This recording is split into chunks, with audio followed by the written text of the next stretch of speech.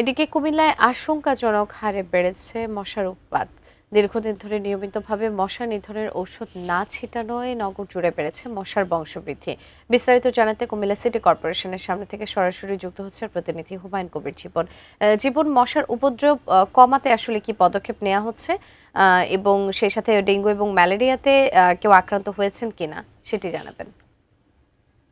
ধন্যবাদ জানাচ্ছি আপনাকে যে কুমিল্লায় আসলে কিন্তু দীর্ঘদিন ধরে কিন্তু কুমিল্লার মশার ওষুধ না ছিটানোর ফলে কিন্তু নগরের বিভিন্ন এলাকায় আমরা দেখেছি যে মশার উৎপাত কিন্তু ব্যাপক হারে বেড়ে গেছে। বিশেষ করে কিন্তু আসলে সন্ধ্যা নামলে কিন্তু এই মশার কিন্তু দৌরত্ব বেড়ে যায় এবং যারা নগরবাসী রয়েছেন, যারা বিভিন্ন এলাকার বাসিন্দা, তারা কিন্তু সীমাহীনভাবে তারা কিন্তু অভিযোগ করে বলেছেন যে আসলে এই কুমিল্লার যে সিটি কর্পোরেশন, সেই সিটি কর্পোরেশন আসলে এগুলি দেখেও যেন না দেখার ভান করছে এবং দীর্ঘদিন ধরে কিন্তু তারা মশা নিধনের কোনো কার্যক্রম তারা চোখে পড়ছে না বলে নগরবাসী অভিযোগ করছেন। এবং আমি আসলে জানাতে চাচ্ছি, আমরা এখানে যে কুমিল্লা সিটি কর্পোরেশন, সেই সিটি কর্পোরেশনের কর্তৃপক্ষের সাথে কথা বলেছিলাম। তারা বলছিলেন যে তারা প্রতিটি ওয়ার্ডে কিন্তু মশার ওষুধ ছিটাচ্ছেন এবং তারা দাবি করেছেন যে যেন নগর জুড়ে তেমন একটা মশা নেই বলে তারা এরকম বলছিলেন। কিন্তু আমরা ঘুরে দেখেছি যে আসলে নগরের বিভিন্ন জায়গায় কিন্তু যে সকল ড্রেন রয়েছে সেগুলি কিন্তু পরিষ্কার পরিচ্ছন্নতা না থাকার কারণে এবং অনেক জায়গায় কিন্তু আমরা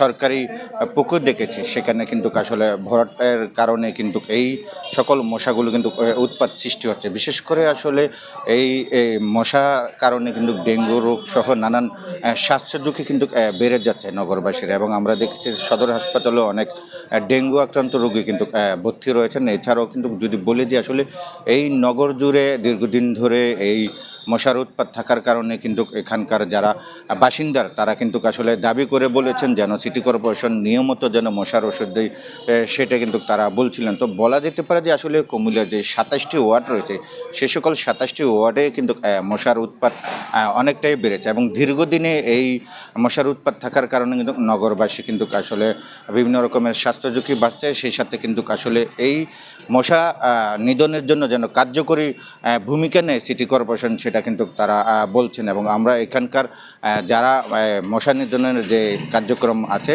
তাদের সাথে কথা বলেছিলাম যে তারা বলছিলেন দ্রুত সময়ের ভিতরে তারা আবারও উদ্যোগ নেবেন। কুমিল্লা সিটি কর্পোরেশনের যে সকল এলাকায় মশার উৎপাত বেড়েছে সেগুলি কিন্তু তারা নিধন করবেন। এবং আরেকটি বিষয় জানাতে চাচ্ছি, আসলে এই যে সন্ধ্যার পর যে মশা নামে সেগুলি কিন্তু আসলে নগরবাসীকে সীমাহীন কষ্ট দেয় এবং সেই সাথে যে কুমিল্লার যে সকল শিক্ষা প্রতিষ্ঠান রয়েছে সেখানেও কিন্তু আসলে যারা শিক্ষার্থী রয়েছেন তারাও কিন্তু আসলে সীমাহীন ভোগান্তির শিকার হচ্ছেন এবং নানান রোগে আক্রান্ত হচ্ছেন। তো এই ছিল কুমিল্লা সিটি কর্পোরেশনের সামনে থেকে আমার কাছ থেকে সর্বশেষ।